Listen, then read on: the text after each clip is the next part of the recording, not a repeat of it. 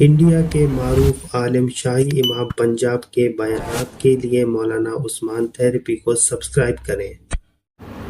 یہ کہنا آسان ہے فلاں بدماش ہے فلاں بدماش ہے، تم کیا ہو بھائی؟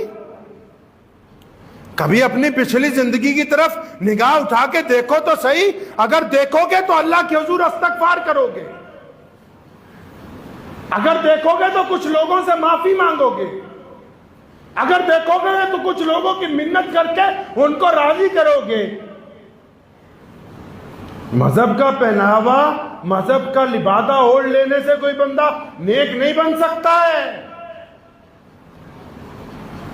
کپڑے آپ کے کردار کی علامت نہیں ہیں، وہ صرف آپ کی پہچان طے کر رہے ہیں۔ آپ کر کیا رہے ہیں؟ چوری چھوٹی ہو بڑی ہو، چوری تو چوری ہے، بے ایمانی چھوٹی ہو بڑی ہو، بے ایمانی تو بے ایمانی ہے، گناہ تو گناہ ہی ہیں۔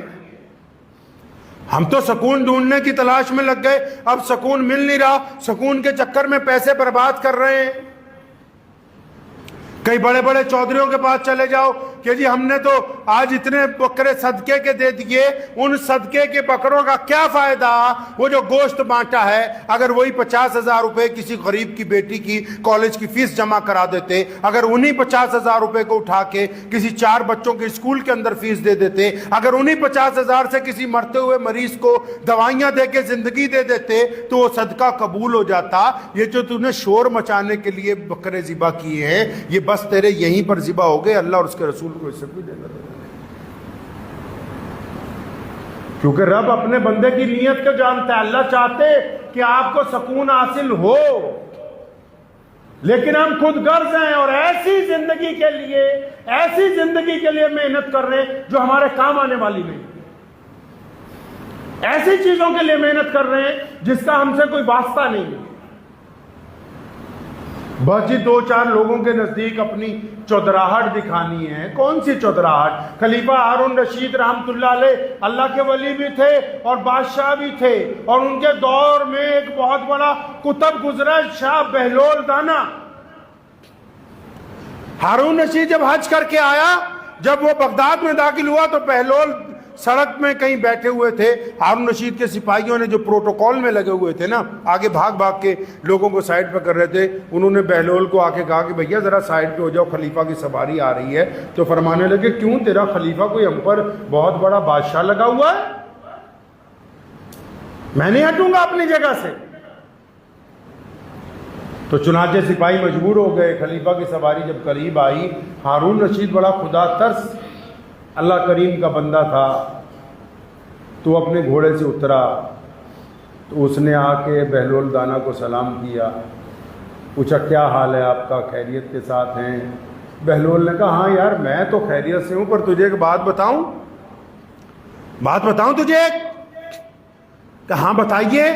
وہ یار یہ جو تیرے چاروں طرف سپاہی پھر رہے ہیں، یہ جو چبوتروں پہ چاروں طرف عورتیں پھول لے کے کھڑی ہیں، یہ چاروں طرف جو وزیر آگے پیچھے اپنی بگیاں لیے ہوئے پھر رہے ہیں، یہ جو سڑک کے دونوں طرف بڑے بڑے مولوی، بڑے بڑے بچے، بڑے بڑے طالب علم ہاتھوں میں گلدستے لیے کھڑے ہیں، وہ یہ تجھے سلام نہیں کر رہے، یہ تیری بادشاہی کو سلام کر رہے ہیں۔ بہلول کہنے لگے میں نے دیکھا ہے کہ تجھ سے پہلے جو بادشاہ تھا یہ اس کی بھی ایسے ہی قدر و قیمت کرتے تھے، وہ مر کے مٹی کے نیچے کنوں مٹی کے چلا گیا، یہ اس کو یاد بھی نہیں کرتے، تو بھی چلا جائے گا، یہ تجھے بھی پھر یاد نہیں کیا کریں گے۔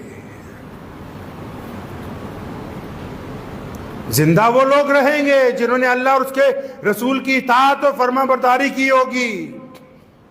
لوگوں سے امیدیں کم لگائیے، سکون کو عیاشیوں میں نہیں اپنے رب کے ذکر میں تلاش کیجئے۔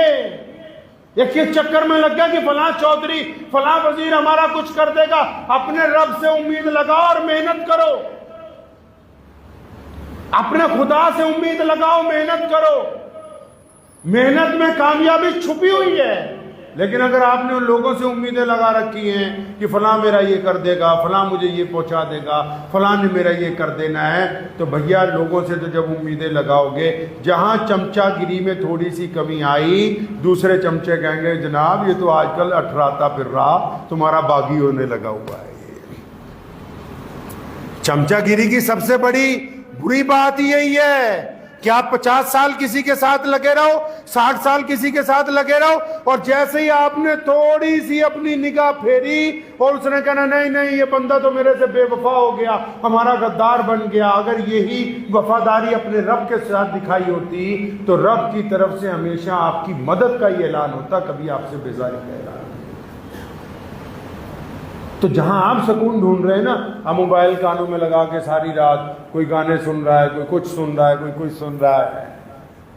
सुकून को अपने रब के जिक्र के अंदर तलाश कीजिए, कुरान पाक की तिलावत में याद कीजिए, नबी अलैहिस्सलाम की नाते सुनने के अंदर तलाश कीजिए, प्यारे पैगंबर अलैहिस्सलातु वस्सलाम की सीरत को सुनने में, पढ़ने के अंदर जिक्र को तलाश कीजिए सुकून को, ताकि दिल को भी राहत पहुंचे।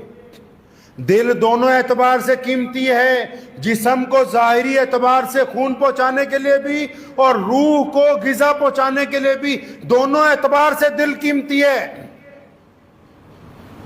और दोनों के में अगर क्वांटिटी कम हो जाए तो दिल बेचैन हो जाता है, उसकी रविश बिगड़ जाती है। आप कहते हैं कि ब्लड प्रेशर हो गया, कोई कहता है ब्लॉकेज हो गई, कोई कहता है ये हो गया, लेकिन जो गुनाहों का बोझ दिल पर पड़ा, आप डॉक्टरों से कभी पूछ लीजिएगा, वो कहते हैं कि मीठा खाने के साथ आपको शुगर नहीं होगी, वो कहते हैं कि ज्यादा कैस्ट्रोल जो है वो तेल से या और चीजों से नहीं बढ़ता। पूछो भाई किस बात से ज्यादा हो गई, ये बीमारियां तेजी से क्यों बढ़ गई? वो कहने लगे जो भी इसको मरीज को बीमारी हो रही है ना, इसकी टेंशन की वजह से हो रही है। अगर बेपरवाह होता तो बीमार नहीं होता। मतलब जब तक दिल बेपरवाह है दुनिया से, वो सही तरह चलेगा, सही तरह धड़केगा, सही तरह खून की रवानगी होगी। और जब वो लोगों को राजी करने में लग गया, वो लोगों की चुगलियों में लग गया, वो लोगों से बेईमानियों में लग गया, वो इधर की उधर करने में लग गया, वो ठगियों में लग गया, वो नफे नुकसान में लग गया, अपने रब से बेपरवाह हो गया, तो अब इसकी चाल बिगड़ गई है। अब कोई कहता है कि इसको शुगर हो गई, कोई कहता है कि इसको बीपी हो गया, कोई कहता है कि इसका कैस्ट्रॉल बढ़ गया, कोई कहता है कि इसकी बाईपास सर्जरी होगी। ये दिल तब तक सही था जब तक ये बेपरवाह था, अपने रब के साथ जुड़ा हुआ था। जब उधर से कनेक्शन तोड़ के दुनिया वालों से जुड़ा है, तब से इसकी चाल बिगड़ गई है। तो सेहत के लिए भी निहायत जरूरी है, सेहत के लिए भी निहायत जरूरी है कि अपने दिल को पाक रखें, नीयत को पाक रखें, आंखों को पाक रखें। बहुत सारे लोग कहते हैं ना, अब जो सारा दिन आंखों से जिना करते हो उनकी सेहत गिरेगी कि ताकतवर होंगे। वो जो सारा दिन चुगलियां करते हो उनकी शुगर हाई होगी कि कम हो जाएगी। जो सारा दिन बेईमानी के प्लान बनाते हो उनका ब्लड प्रेशर हाई रहेगा कि कम होगा। जो किसी को मारने के लिए ठगी के प्लान बनाते फिर रहे हो उनकी तबीयत अच्छी हो जाएगी कि बिगड़ जाएगी? अगर तबीयत इतनी अच्छी हो जाती तो कत्ल करने वालों को, डाका डालने वालों को कभी शराब पीने की, कभी नशा करने की जरूरत ना पड़ती। पता ये लगा कि दिल अल्लाह ने बनाया ही ऐसा है कि वो नेक कामों के ऊपर अच्छी तरह चलता है। जब उसको बुराई की तरफ माइल करना होता है तो पहले नशे का सहारा लेना। करें कोशिश, इस दिल का इलाज करेंगे इंशाअल्लाह। हाँ, इस दिल को कहें कि अपने रब का नाम लेना है इत्मीनान से। एक आधा घंटा रोज रात को बिस्तर पे जाने के बाद अपने रब के जिक्र के लिए निकालें। अपने रब का जिक्र किया करें, अपने रब का शुक्र करें। नहीं अरबी की दुआएं आती ना तो कोई बात नहीं, अपनी जुबान में नहीं कह सकते कि ओ मेरे सोने रब्बा तेरा शुक्र है कि तू मैनू बेहतरीन जिंदगी अता फरमाई। अपनी जुबान में अपने रब से गुफ्तगू नहीं कर सकते क्या आप? अपनी जुबान में क्या आप अपने पैगंबर आजम मोहम्मद रसूलुल्लाह की सीरत नहीं बयान कर सकते? क्या अपनी जुबान में आप उनकी तारीफ नहीं कर सकते कि अल्लाह आपने इतना प्यारा नबी अता फरमाया, आपने इतना करीम रसूल अता फरमाया, आपने रहमतुल लिल आलमीन हमको अता फरमा दिए कि या रसूलल्लाह हमको आपकी रिजा के लिए आपके पैगंबर के साथ मोहब्बत है। क्या अकेले बैठ के अगर गुनगुना सकते हैं तो अकेले बैठ के क्या अपने नबी की हम तो सना नहीं बुलंद कर सकते? आप कर सकते हैं। अपनी शनाख्त को छुपाइए नहीं। इसलिए इस बात को ज़हन नशीन रखें کہ اگر دل کا سکون چاہیے، دل کا سکون نہ آوارگی میں ہے، دل کا سکون نہ نشے میں ہے، دل کا سکون نہ عیاشی میں ہے، دل کا سکون نہ بدماشی میں ہے، دل کا نہ سکون نہ طاقت میں ہے، دل کا سکون آپ کے رب کے ذکر کرنے کے اندر لگا ہوا ہے، دل کا سکون پیارے پیغمبر صلی اللہ علیہ وسلم کے اوپر درود بھیجنے کے اندر موجود ہے۔ تو دعا بھی کیجیے اللہ کریم، بالکل آپ اگر کچھ نہیں کر سکتے تو روزانہ صبح شام نبی علیہ الصلوۃ والسلام پر درود بھیجیے۔